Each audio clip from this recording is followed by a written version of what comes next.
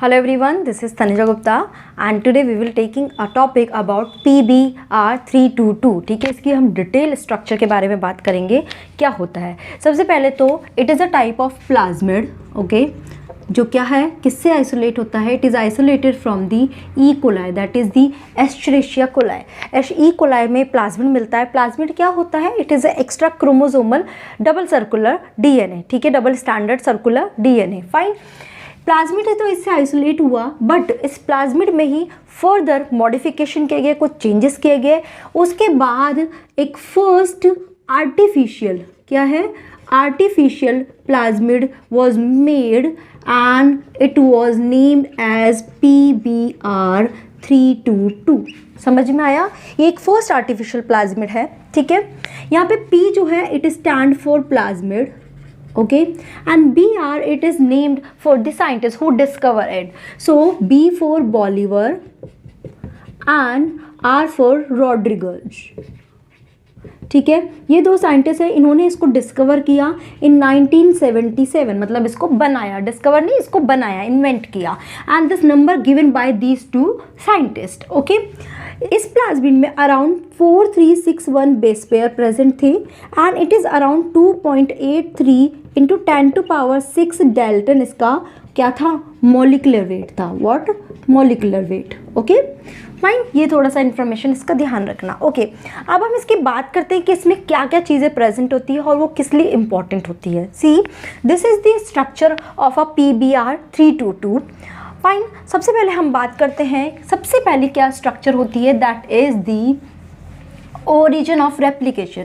सी, ये प्लाज्मिड की खासियत ही होती है कि उसमें ओरिजिन ऑफ रेप्लिकेशन होता है, इसलिए ही वो क्या करता है, खुद से अपना रेप्लिकेशन इनिशिएट कर सकता है, उसको होस्ट सेल पर डिपेंड नहीं होना पड़ता अपने रेप्लिकेशन को इनिशिएट करने के लिए। That is why this also act as the vector. इसके थ्रू हम अपना डिज़ायर डीएनए को इसके अंदर डालकर और इसको होस्ट सेल के अंदर ट्रांसफ़र करा सकते हैं, जहाँ पर वो क्या करता है, वेक्टर जैसे ही अपने आप को मल्टीप्लाई करेगा होस्ट की मशीनरी यूज़ करके, क्योंकि ये खुद रेप्लिकेट कर सकता है, तो उसी के साथ ही हमारा डिज़ायर डीएनए का भी कॉपी जनरेट होगा।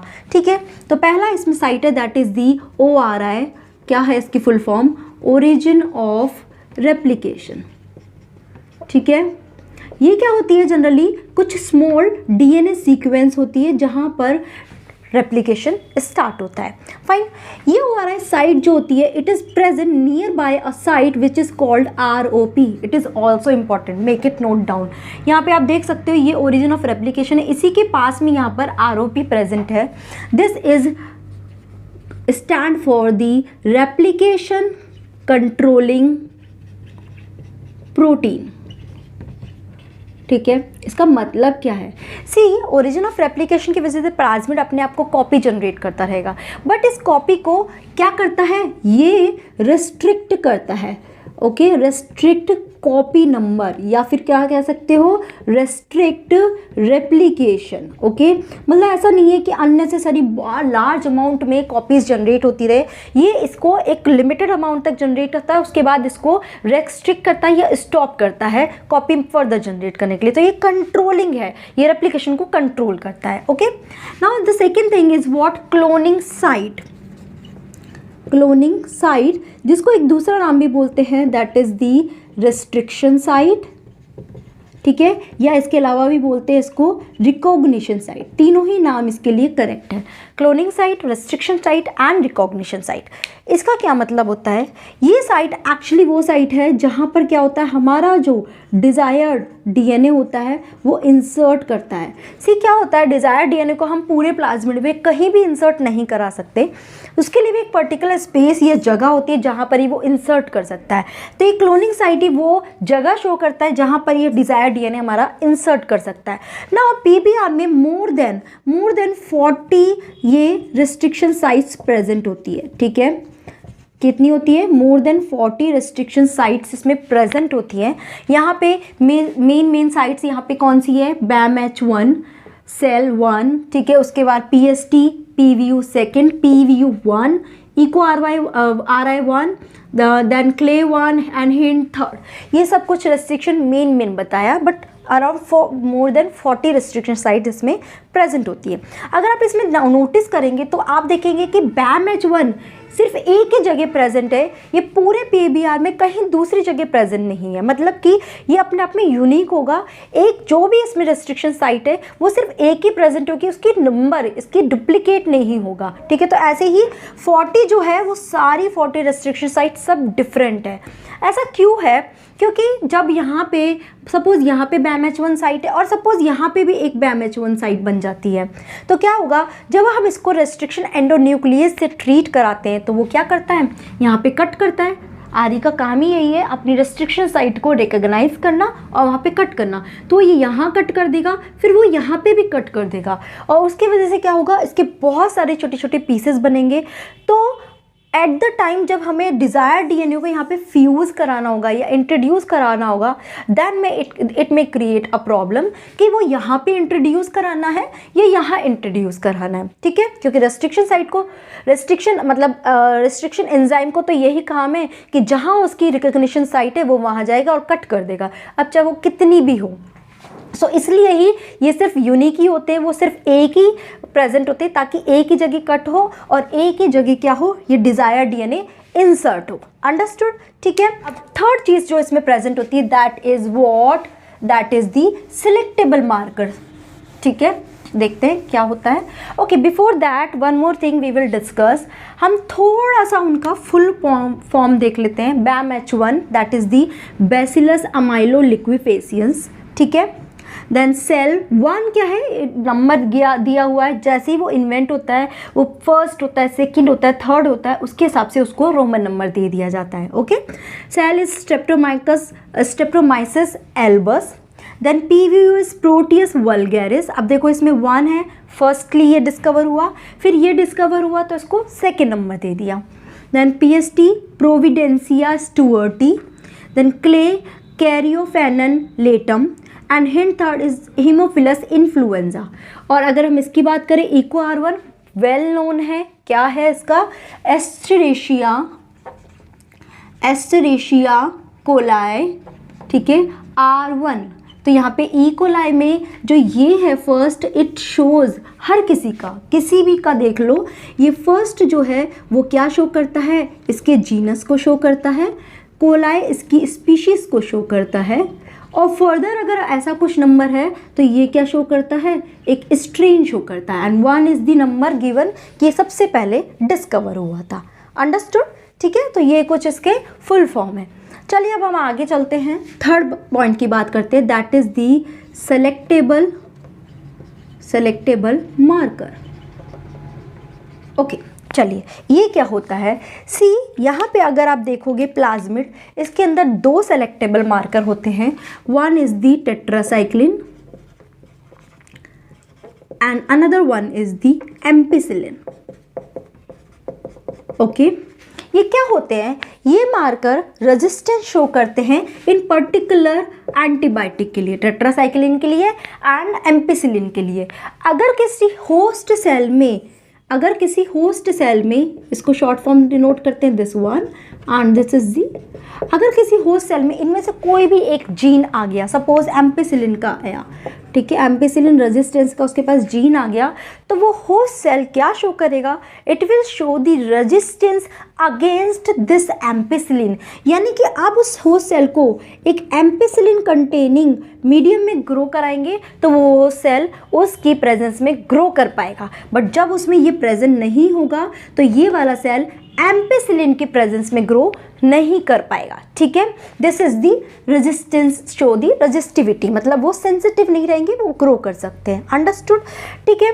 चलिए अब ये दोनों सेलेक्टेबल मार्कर हम इसको क्यों बोल रहे हैं, क्योंकि ये क्या करता है, 2 रोल प्ले करता है। First, it is responsible for discrimination in between the transformed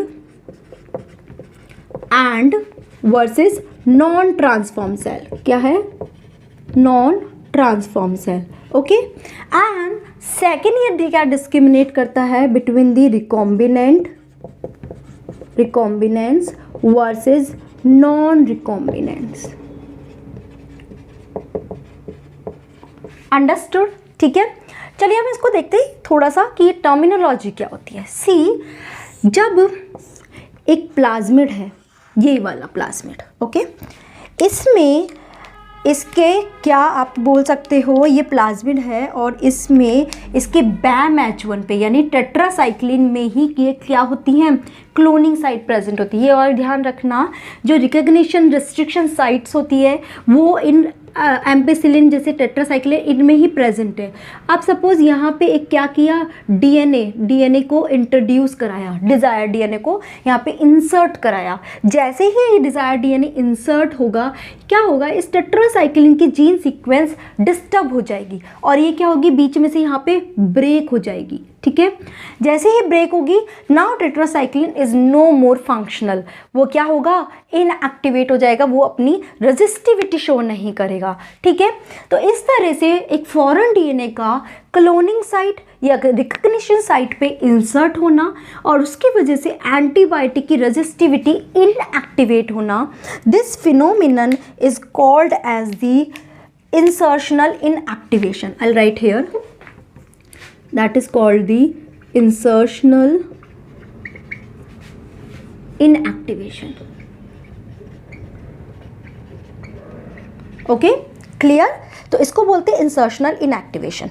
तो अब ऐसे ही यहाँ पे जब प्लाज्मिड में हम क्या करते हैं, फॉरेन डीएनए को इंसर्ट कराते हैं, तो यहाँ पे क्या होगा, ज़रूरी नहीं है कि हर बार ही वो फॉरेन डीएनए उस प्लाज्मिड के अंदर इंसर्ट हो जाए।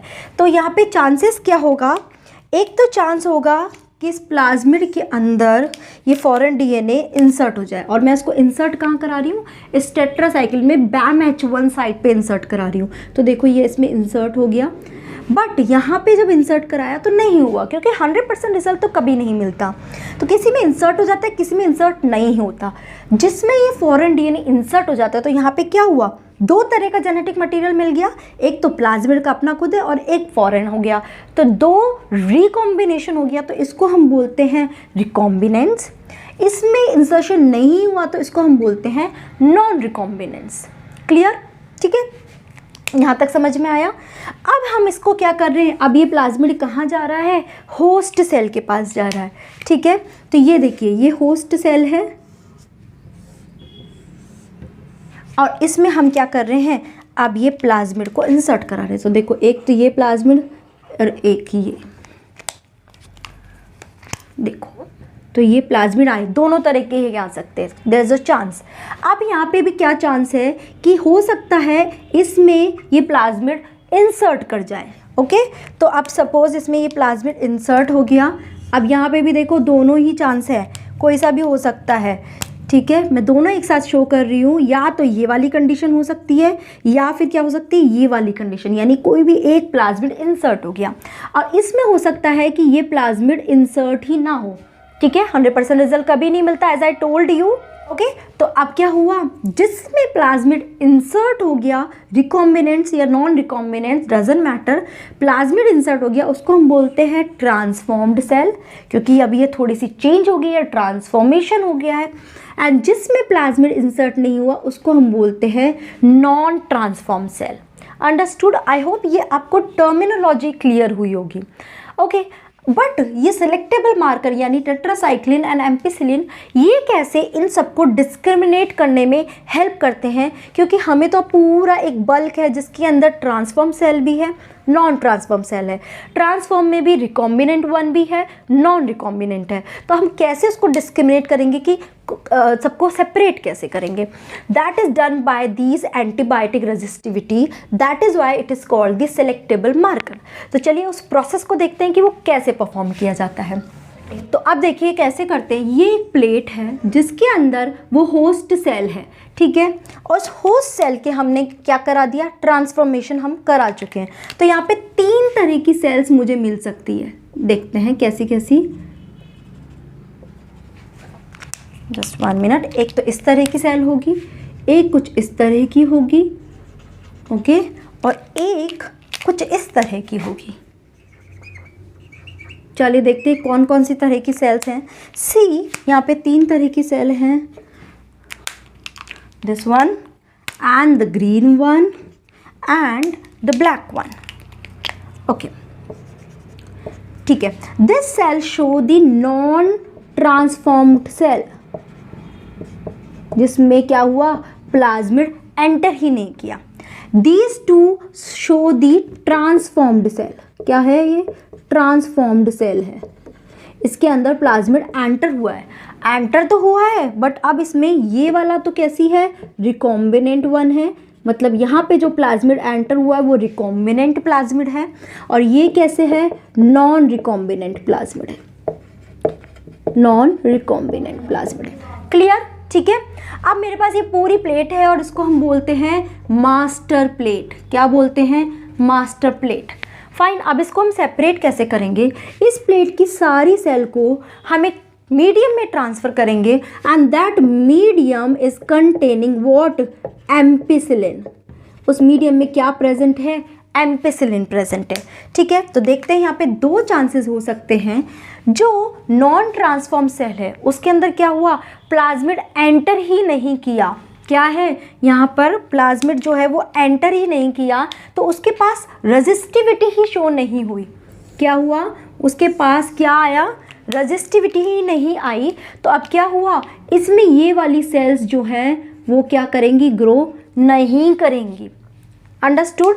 और एक दूसरा ऑप्शन क्या होगा जिसमें ये क्या होगी, सेल्स दोनों तरह की ग्रो करेंगी, लाइक दिस। मतलब कि मेरे पास ये रिजल्ट आएगा, this result I will get, क्योंकि ये जो नॉन ट्रांसफॉर्म सेल है इसके पास प्लाज्मिड ही नहीं आया, तो इनके पास रेजिस्टिविटी भी नहीं आई एम्पिसिलिन के अगेंस्ट, तो ये सारी सेल क्या हो जाएंगी, डाई हो जाएंगी।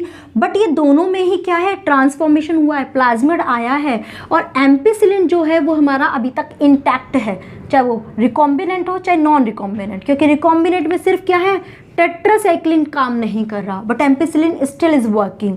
तो ये दोनों ही एम्पिसिलिन रेजिस्टिविटी शो करेंगे। तो इस वाली प्लेट में ये दोनों तरह की सेल आ गई। अब मुझे फर्दर इसको भी आइसोलेट करना है, कैसे कि मुझे इसमें से रिकॉम्बिनेंट और नॉन रिकॉम्बिनेंट को सेपरेट करना है। तो now this plate will grow in the presence of tetracycline, ठीक है। अब टेट्रासाइक्लिन की प्रेजेंस में इसको ग्रो कराया। जब टेट्रासाइक्लिन की प्रेजेंस में इसको ग्रो कराया तो यहाँ पे कौन सी सेल मिलेगी, कैन यू टेल, मतलब थोड़ा सा आप आइडिया लगा सकते हैं कौन सी सेल इसके अंदर मिलेगी। The cell will be only green one. Do you know why, क्योंकि रिकॉम्बिनेंट में तो क्या है, टेट्रासाइक्लिन काम ही नहीं कर रहा है, तो अब क्या है, सिर्फ नॉन रिकॉम्बिनेंट वाली ही यहाँ पर ग्रो करेगी। और उसके बेसिस पे हम क्या करेंगे, इस रिजल्ट के बेसिस पे हम मास्टर प्लेट में से रिकॉम्बिनेंट वाली सेल जो हैं उनको पिक कर लेंगे और उनको आइसोलेट कर लेंगे।